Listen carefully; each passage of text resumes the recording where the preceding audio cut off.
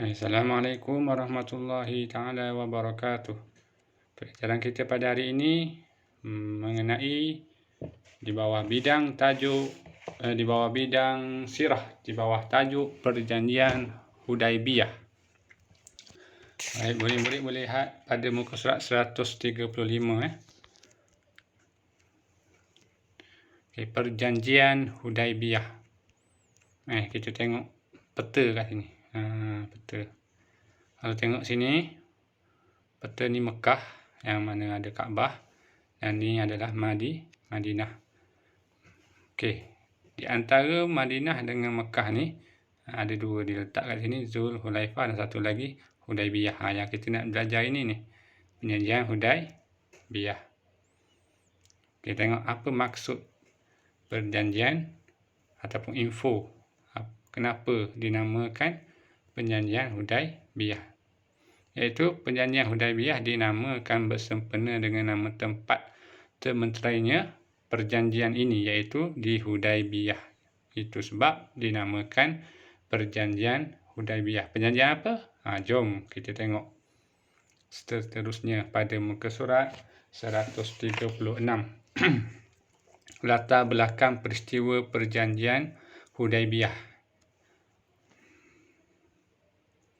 Pada satu hari, Nabi Muhammad sallallahu alaihi wasallam telah bermimpi mengunjungi Masjidil Haram, bercukur dan bergunting rambut bersama-sama dengan para sahabat. Baginda menceritakan mimpi tersebut kepada kaum muslimin. Lalu mereka membuat persiapan menunaikan umrah dan berangkat ke Mekah pada bulan Zulkaidah tahun ke-6 Hijrah. Pada bulan Zulkaidah tahun ke-6 Hijrah. Mereka membawa haiwan ternakan bersama-sama untuk disembelih di Baitullah. Bilangan mereka seramai 1,400 orang. Bilangan mereka seramai 1,400 orang.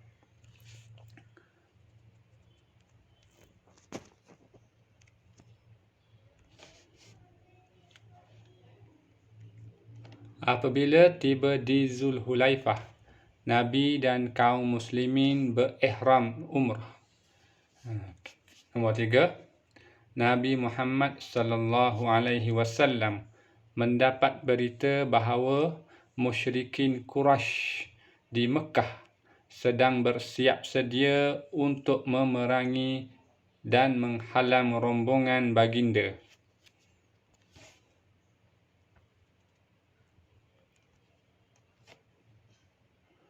Oleh itu, baginda memilih jalan yang jarang dilalui orang ramai untuk sampai ke Mekah. Mereka terpaksa melalui jalan yang berliku-liku di celah-celah bukit.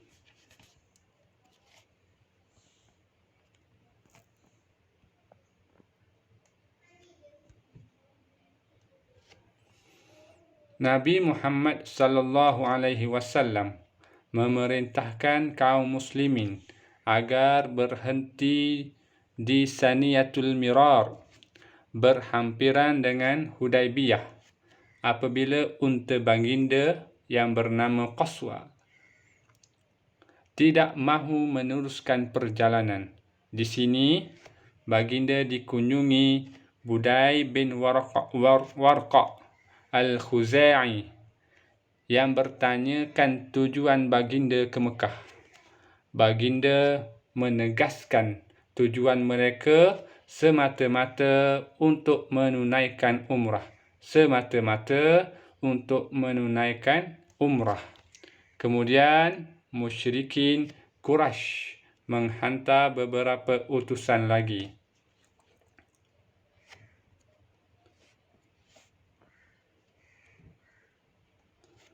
Antaranya Urwah bin Mas'ud untuk berunding dengan Nabi. Urwah meyakinkan musyrikin Quraisy tujuan baginda ke Mekah untuk menunaikan umrah. Urwah meyakinkan musyrikin Quraisy tujuan baginda ke Mekah untuk menunaikan umrah. Pada muka surat seterusnya, bawah daripada bawah dulu nombor 5. Baginda mengutuskan Sayyidina Uthman bin Affan untuk berunding dengan musyrikin Quraisy, tetapi beliau telah ditahan, lalu tersebar berita beliau dibunuh. Apabila mendengar berita tersebut, baginda mengajak kaum muslimin berbai'ah untuk bersama-sama mempertahankan hak dan kesucian Islam. Ikrar taat setia yang dinamakan Bai'atul Ridwan. Ikrar taat setia yang dinamakan Bai'atul Ridwan berlaku di bawah sepohong pokok. Selepas itu, kaum muslimin mendapat berita bahawa Sayyidina Uthman tidak dibunuh.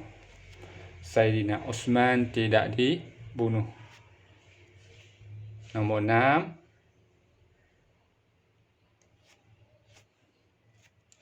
Apabila tersebar berita tentang Bai'atul Ridwan, musyrikin Quraisy berasa gerun dan mahu perjanjian damai dibuat. Suhail bin Amru pula diutuskan untuk berunding dengan kaum muslimin. Maka termeterailah perjanjian Hudaibiyah secara bertulis setelah baginda setuju dengan syarat yang dikemukakan. Nabi Muhammad sallallahu alaihi wasallam meyakinkan para sahabat bahawa ini ialah perintah Allah dan Allah tidak akan mempersia-siakan mereka.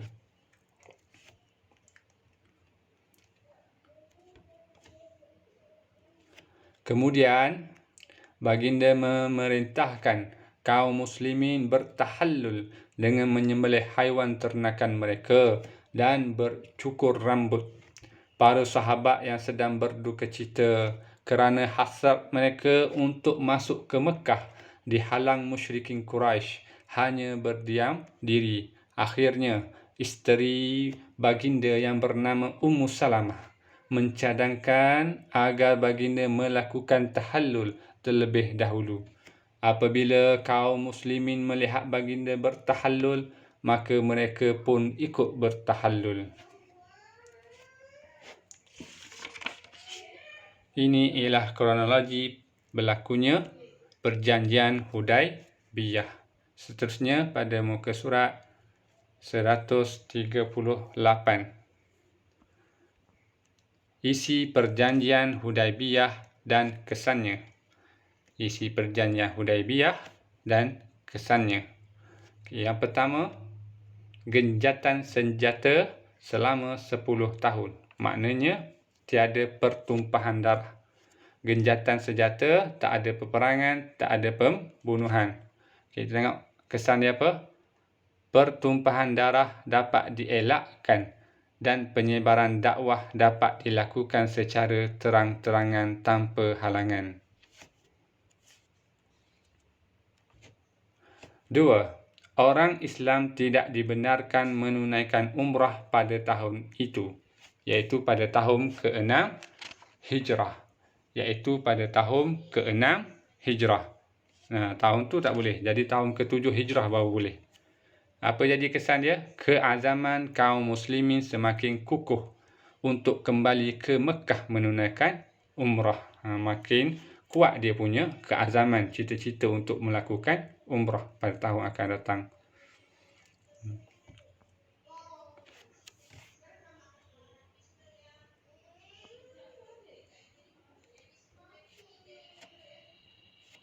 Tiga, kedua-dua pihak bebas membuat perjanjian dengan pihak yang lain. Jadi, Nabi mengambil peluang menjalinkan hubungan dengan negara dan kabilah Arab yang lain. Tak ada halangan dah. Okey, yang keempat. Orang Quraisy Mekah yang datang kepada pihak Nabi sallallahu alaihi wasallam tanpa kebenaran walinya walaupun telah memeluk Islam, hendaklah dipulangkan semula kepada kaumnya. Maknanya orang yang berada bersama Nabi di Madinah kena balik semula ke Mekah.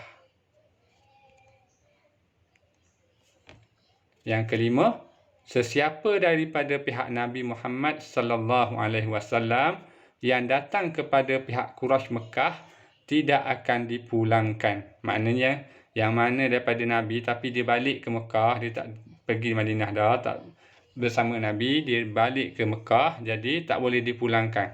Tadi daripada Madinah, kalau wali tak setuju, dia kena hantar balik ke Mekah.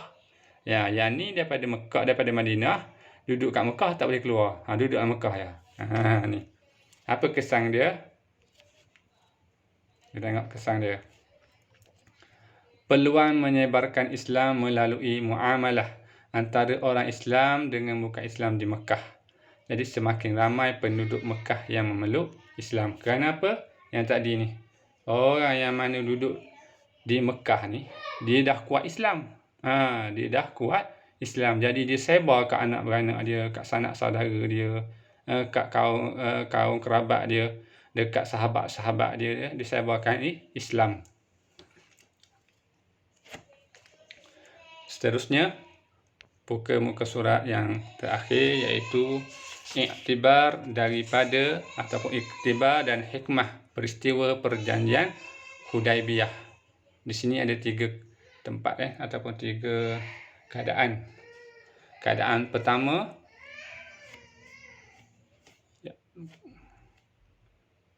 keadaan pertama sebagai seorang pemimpin. Andai kata kita seorang pemimpin, apa jadi? Kita akan tengok bijak merancang ni dan mengatur strategi ni Rasulullah. Dalam mengatur strategi Rasulullah paling bijak. Yang kedua, mengatasi masalah dengan tenang dan rasional. Dan yang ketiga, bijak membuat keputusan. Ini sebagai pemimpin. Yang kedua, sebagai seorang yang dipimpin. Ini para sahabat. Apa kita dapat tengok? Sahabat buat apa? Taat kepada pemimpin selagi mana tidak melanggar syariat. Melanggar syarak. Dia taat kepada Rasulullah. Yang kedua, berganding bahu dan menyokong pemimpin, sahabat sokong Rasulullah. Dan yang ketiga, mengamalkan toleransi. Yang ketiga, andai kata kita sebagai seorang Muslim mentaati perintah Allah dan Rasul, bersungguh-sungguh melakukan sesuatu dan menepati janji. Rumusan.